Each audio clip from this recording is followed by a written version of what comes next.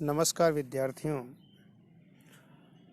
हम लोग विसर्ग संधि का अध्ययन कर रहे हैं, जो कि संधि का तीसरा भेद है, तीसरा प्रकार है। विसर्ग संधि के अंतर्गत इससे पूर्व वाले वीडियो में अपन ने सत्व संधि के बारे में अध्ययन किया कि विसर्ग के स्थान पर जो शकार होते हैं तीनों, वो किस किस शर्त या नियम के अधीन होते हैं, कहाँ कहाँ उनको किया जाता है शकारों को, यानी जो तालव्य सकार, मूर्धन्य सकार और दंत्य सकार है, उसके बारे में अपन ने अध्ययन किया। आज के इस वीडियो में अपन उत्व संधि के बारे में अध्ययन करेंगे कि विसर्ग को जो उ होता है वो किस सूत्र से होता है। तो देखिए, सस जुसो रु, यह जो सूत्र है ये पदांत यानी पद के अंत में शकार हो यानी हलंत सकार हो, वो भी दंत्य सकार हो, तथा सजुस जो शब्द है उसमें मूर्धन्य सकार है अंत में, के सकार के स्थान पर यह सूत्र सस जुसो रु आदेश करता है। विसर्जनीय से सूत्र के द्वारा शकार करते हैं अपन, दंत्य सकार करते हैं विसर्ग के स्थान पर। उसके बाद में सस जुसो रु सूत्र कहता है कि यदि पद के अंत में यदि शकार हो अथवा सजुस शब्द का क्षय हो, सजुस शब्द में जो श होता है वो मूर्धन्य होता है, श हो, तो इन दोनों के स्थान पर यानी पदांत स और सजुस शब्द के मूर्धन्य स के स्थान पर सस जुसो रु सूत्र से रु आदेश होता है। फिर उसके पश्चात एक सूत्र आता है इसी क्रम में उत्व संधि करने वाला, जो रु को उ करता है, उ आदेश करता है। सूत्र है अतो रोर पलुता दपलुते, अतो रोर पलुता दपलुते। यह सूत्र बताता है, नियम करता है, विधान करता है कि यदि रहस्व यानी छोटे जो अ है, रहस्व अ, दीर्घ और प्लुत, तीन भेद होते हैं स्वरों के, जिसमें रहस्व जो है अ है, उससे आगे जो रू है उसको उ आदेश अपन करते हैं यदि उसके आगे भी रहस्व स्वर हो। यानी कि विसर्ग है, जब अपन किसी शब्द का विच्छेद करेंगे तो संधि विच्छेद करते हैं तो प्लस के निशान से पूर्व विसर्ग और आगे स्वर और व्यंजन होने की स्थिति में विसर्ग संधि होती है। तो जो विसर्ग है उसके स्थान पर अपन खर प्रत्यार का कोई भी वर्ण हो, खर प्रत्यार के अंतर्गत इससे पूर्व के वीडियो में अपन ने पढ़ा कि प्रत्येक वर्ग का पहला दूसरा वर्ण और तीनों जो शकार हैं वो इसके अंतर्गत आते हैं। तो विसर्ग के स्थान पर अपन स आदेश करते हैं विसर्जनीय से स सूत्र से।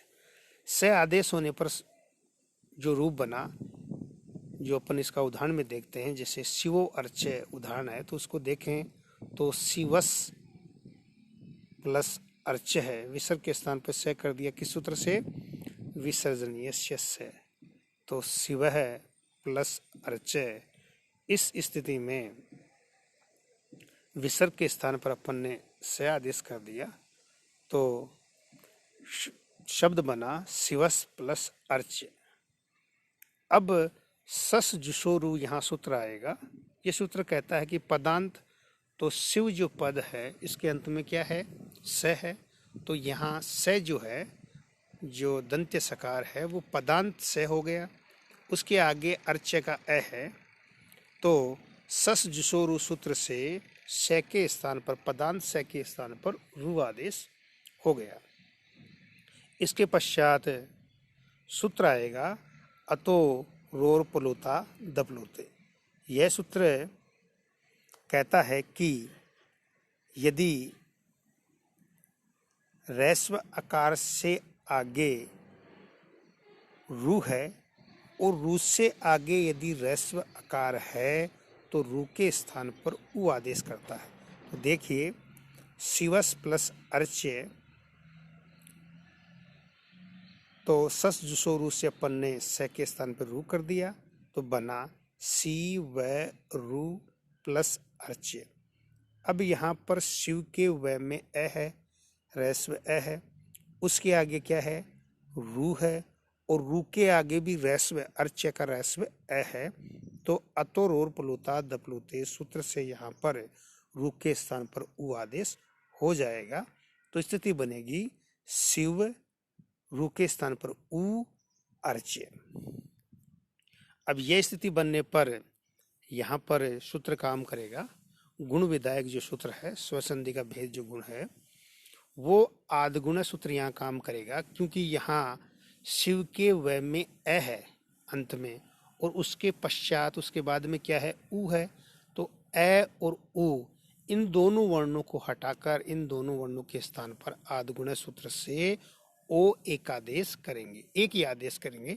एक आदेश का मतलब एक आदेश करेंगे, उ को अ को जो शिव व में अ है उसको भी हटा देंगे और उ को भी हटा देंगे, दोनों के स्थान पर ओ करेंगे, तो बनेगा सी व हलंत हो जाएगा ओ अर्च्य।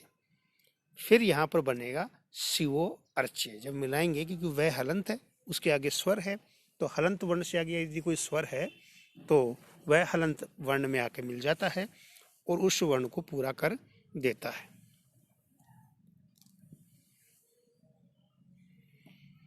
अब यहाँ पर आगे सूत्र आएगा एंग पदांता दति, जो कि पूर्व रूप करता है। यह भी एक सूत्र क्या कहता है कि यदि एंग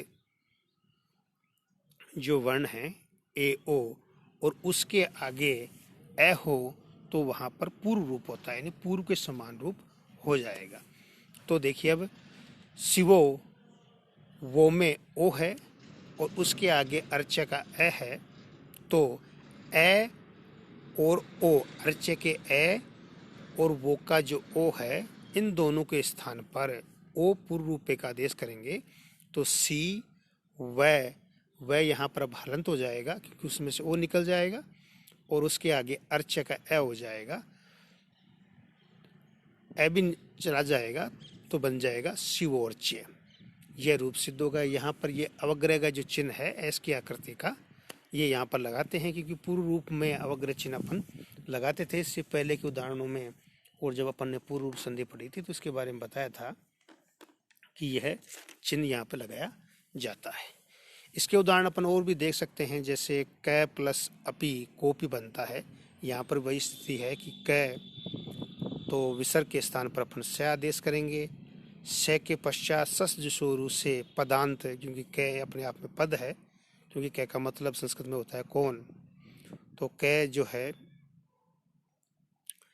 पदांत के आगे स है, तो कस प्लस अपि सस जुसोरु सूत्र से स के स्थान पर रू हो जाएगा, तो कै रू प्लस अपि।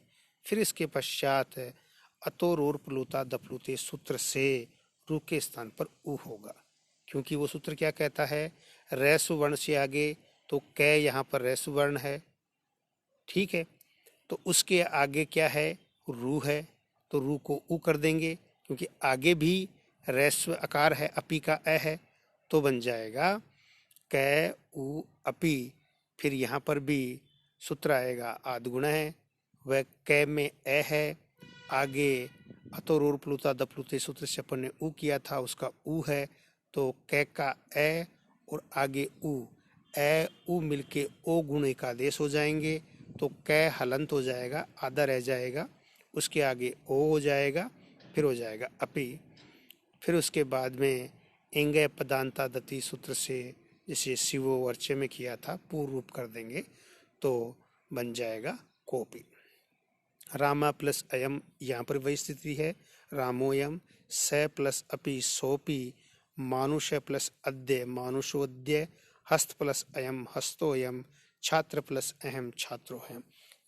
यानी कि यह स्थिति कब होती है कि अपन विसर्ग के स्थान पर जो पूर्व रूप वाला रूप बनाएं, जैसे कोपि सोपि जो बनते हैं, ये जब होता है कि विसर्ग से पूर्व भी ह्रस्वकार हो और विसर्ग के आगे भी ह्रस्वकार हो, तब ये स्थिति होगी। क्योंकि सस जसो रू से अपन ने तो रू कर दिया, लेकिन अतोर और प्लुता दप्लुते सूत्र बताता है कि उस रू के स्थान पर जो ओ किया था उससे पूर्व भी क्या होना चाहिए, ह्रस्वकार होना चाहिए, और रू के बाद में भी ह्रस्व आकार होना चाहिए, तब ही ऊ होता है। ऊ जब होगा तब गुण होगा, और गुण होने के बाद में पूर्व रूप होगा। इस प्रकार से ये रूप बनते हैं। अब कई जगह अपन देखते हैं कि आगे परवर्ण जो होता है वो व्यंजन होता है, फिर भी ओ बन जाता है। वो किस सूत्र से बनता है, तो आगे सूत्र है हसीचय। हसीचय सूत्र क्या कहता है कि ह्रस्व आकार से आगे रू को ऊ करता है, लेकिन विसर्ग से आगे हस प्रत्यार का कोई वर्ण होना चाहिए। अब हस प्रत्यार के अंतर्गत जो कौन से वर्ण होते हैं, कौन से वर्ण आते हैं, तो इससे पूर्व देखा था जो महेश्वरी सूत्र हैं 14, उनमें अपन मानते हैं कि हय व्रट, हस प्रत्यार के लिए अपन है से स्टार्ट करेंगे। तो हय व्रट लण यम गणनम जभय घड़धस जब गणदस, इस प्रकार से इसमें ये वर्ण आते हैं हस प्रत्यार के अंतर्गत। तो ये विसर्ग से आगे रहनी चाहिए। तो है भी आ रहा है, जैसे शिवो वंद है यहाँ पर, तो शिव है प्लस वंदे, ये इसका विच्छेद हुआ। विसर्ग के स्थान पर अपन यहाँ पर भी से कर देंगे। फिर यहाँ सस जुसो रू से रू हो जाएगा, क्योंकि पदांत को ही करता है, आगे चाहे स्वर हो चाहे व्यंजन हो। ऐसा इस सूत्र की कोई कंडीशन नहीं है, शर्त नहीं है। तो पदांत है, शिव पद है, उसके अंत में स है, तो उसके स्थान पर रू हो जाएगा। अब यहाँ पर अतोर और प्लुता दप्लुते सूत्र काम नहीं करेगा। क्यों नहीं करेगा? क्योंकि वंद्य में आगे यानी रू से आगे क्या है, वह है, और वह व्यंजन है। जबकि अतोर और प्लुता दप्लुते क्या कहता है कि ह्रस्व आकार हो, उसके आगे रू हो, रू से आगे ह्रस्व आकार हो, लेकिन यहाँ पर क्या है, व्यंजन है, तो यह सूत्र काम नहीं करेगा। इसलिए हसीचे एक अलग से सूत्र बनाने की आवश्यकता पड़ी, एक अलग से नियम बनाने की आवश्यकता पड़ी, जो कहता है कि ह्रस्व आकार से आगे रू है और उसके आगे यदि हस प्रत्यार का कोई भी वर्ण है तो रू के स्थान पर उ आदेश हो जाएगा। तो अब देखिए शिव रू प्लस वंदे, यहाँ पर शिव के व में ए है, ह्रस्वकार है, उसके आगे रू है, और वंदे जो वह वर्ण है वो हस प्रत्यार के अंतर्गत आता है। इसलिए रू के स्थान पर हसीचे सूत्र से उ आदेश कर देंगे, तो रूप बनेगा सी व उ प्लस वंदे।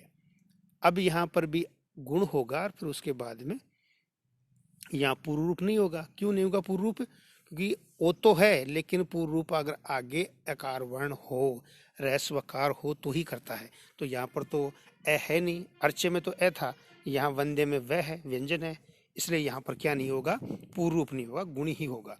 तो गुण होगा तो देखिए कि इस व में, शिव के व में ए है, उसके आगे उ है, तो एर उ इन दो वर्णों के स्थान पर अपन जो गुण एक आदेश करेंगे वो क्या होगा, ओ होगा।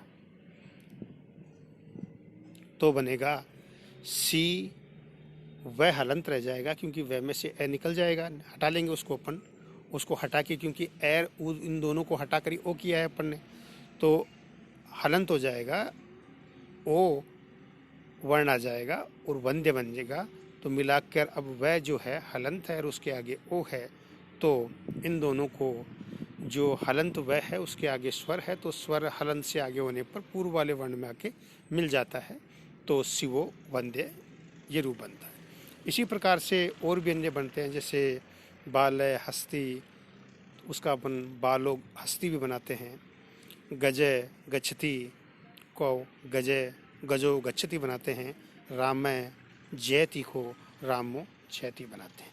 यहाँ पर ओ हुआ है विसर्ग के स्थान पर, वो हसी चे सूत्र से हुआ है, और जहाँ पर अतोर और प्लुता दप्लुते सूत्र से ओ होगा, तो वहाँ पर क्योंकि यह सूत्र रूस से पहले भी रस्वकार होना चाहिए, बाद में भी ए होना चाहिए, तो वहाँ गुण भी होगा और पूर्व भी होगा।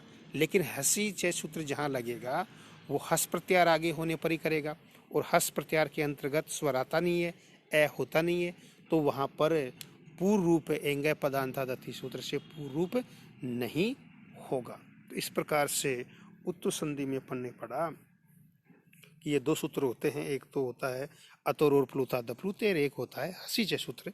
हसी चय सूत्र कहाँ काम करता है और अतोर और प्लुता दप्लुते कहाँ करता है, इन दोनों के नियम को देखो। क्योंकि यह जब संस्कृत के अपन वाक्य बनाते हैं, संस्कृत अध्ययन करते हैं, तो यह संधि विसर्ग संधि में जो उत्तु संधि का भेद है ये बहुत जगह प्रयोग में लिया जाता है। तो आगे के वीडियो में अपन जो विसर्ग संधि का दूसरा भेद है उसके ऊपर चर्चा करेंगे।